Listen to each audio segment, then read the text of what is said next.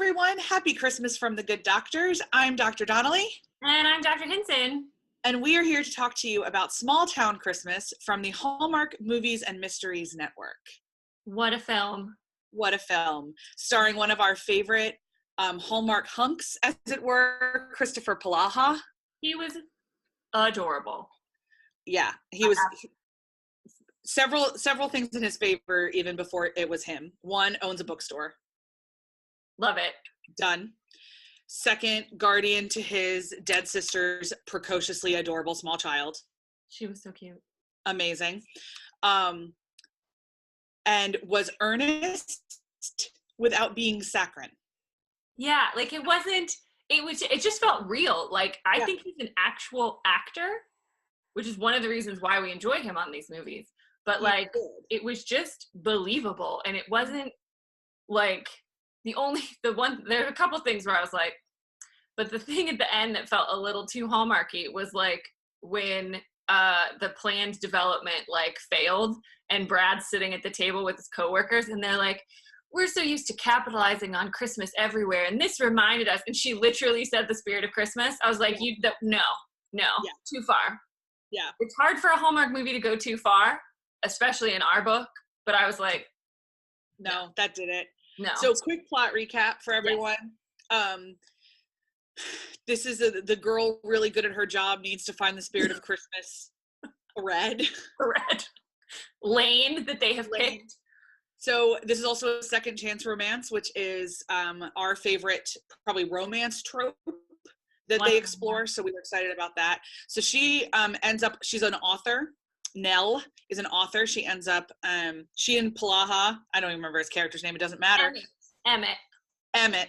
She and Emmett worked together in the big city, i.e. New York. In New York many City. years ago. And he kept telling her about his small town that he grew up in and how wonderful it was and how Christmassy. So when she wrote essentially her life story into a book, she set it in this really adorable small town. Yes, called Derryville, which I loved. It was Derryville in her book, which is like, Derry is a town in Northern Ireland that Kristen and I love very much. And so I was like, oh, Derryville, how cute. Derryville. Then her very amazing agent. Right.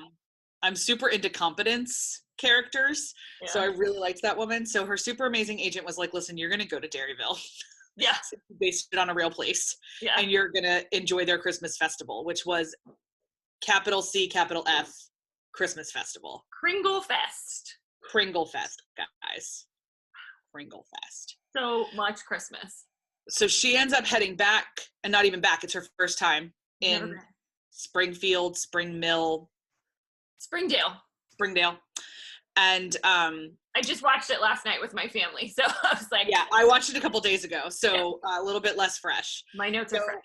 She ends up sharing a rental car with a fairly attractive fellow, also coming from the big city, who is going to Springdale to turn it into Christmas capital of America. But like the Whole Foods version of Christmas. Yes. Like the Disneyland version of Christmas. Yeah. Like the in the UK, we'd say like the Waitrose version. Like it's going to be like a bit posh and fancy as opposed to, he wants to upscale Christmas in Springdale. And Springdale is like 100% macaroni crafts and snow angels. And he's like, we're going to do everything with pate. Yeah. And white Christmas trees. Like the white Christmas trees showed up. I was like, Brad, what are you doing? No. So at the beginning, we think that Nell and Brad are hitting it off. The whole town does too. The whole town thinks Nell and Brad are hitting it off. And they kind of are. Uh-huh. Until she falls in love with Springdale as it is and remembers why she fell for Emmett the first time. Yeah. And also finds out, because she thinks Emmett ghosted her. Which, like, being ghosted is a hard thing to get over. It is a hard thing. And he did, so she thinks that he just, like, they were getting ready for their first big date. They'd been friends for a long time, colleagues for a long time. And he never shows up to the restaurant. And she never hears from him. She sends him a couple text messages. He never replies. And she's like, whatever. I don't know what happened. He's in Springdale. I don't know why. So she's really wary, rightfully so. From his perspective, his sister died in a car accident very tragically, and he became an immediate guardian to his niece. And so he moved home to do that. And he explains himself. He accounts for himself very well, which I thought like, but he also, we learn kind of midway through the movie that he wrote her a letter explaining all of this. But guess what, fans? She never got the letter. How does she know? But when all this came out, yeah. like, I think for us, this is a 5 out of 5 mistletoe, just so you guys know. 100% 5 out of 5. One of the reasons I loved it so much is that they were both adults about this miscommunication. Like, no one threw a hissy fit. It's like, oh, God, that just sucks. Okay, let's pick up from here, which is exactly how humans work. Yeah. He said, don't you want to know what was in that letter? And she was like, it doesn't matter. I know. Yeah, I know what's in it. I respect what decisions you made. I respect that you had to make them.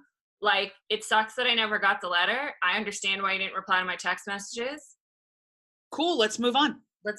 It was very, I hadn't thought of that, but it was very adult. So the whole plot circles around kind of will they or won't they, is she with Brad, isn't she with Brad? And the town is also figuring out exactly what Brad is doing there.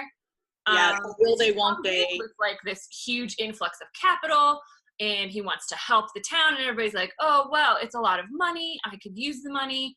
And then Nell discovers right at the end that he's gonna like build all these new buildings and kind of take the Springdale out of Springdale. He's gonna pave paradise and put up a parking lot. I mean, Joni Mitchell, she wrote about it. It's still true. That's what he's gonna do. And the thing that's interesting about Brad is that he's not actually a villain.